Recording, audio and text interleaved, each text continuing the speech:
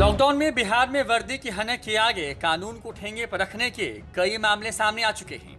कुछ दिन पहले ही जहानाबाद के एक डीएसपी को मछली भात की पार्टी में शामिल होने के आरोप में निलंबित किया गया था। वहीं कटिहार के एक डीओ द्वारा दरोगा को उठक बैठक कराने वाला मामला भी तूल पकड़ा तो नीतीश सरकार ने एक्शन लिया, लेकिन सरकार की कार्रवाई का वर्दीधारियों पर कोई असर दिखता नहीं।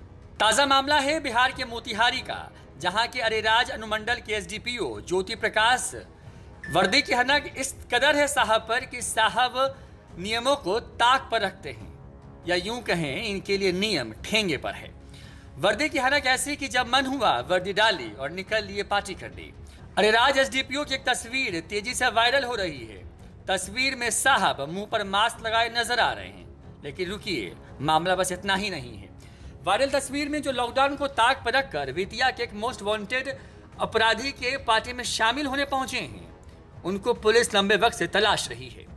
डीएसपी साहब वर्दी पहनकर खुद ड्यूटी छोड़कर दूसरे जिले में पार्टी में शामिल होने चले गए और जमकर जन्मदिन के भोज का लुत्फ उठाया।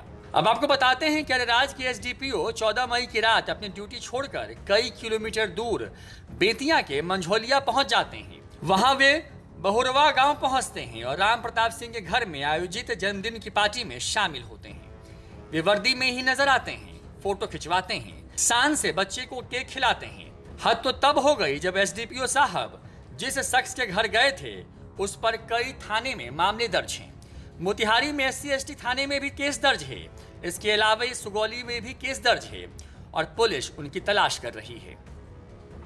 इस संबंध में जब अरेराज एसडीपीओ से पूछा गया तो उन्होंने स्वीकार किया कि हाँ, एक परिचित के घर गए थे, उनकी बेटी का जन्मदिन था। वे बच्चे को आशीर्वाद देकर तुरंत लौट आए, लेकिन साहब को अब कौन समझाए कि लॉकडाउन है। साहब, अगर आम आदमी को आप पीटते हैं तो आप वर्दी में किसी और जिले कैसे जा सकते हैं, और वो भी उसके घर जो मोस्ट वांटेड है। न्यूज़ 4 नेशन की रिपोर्ट।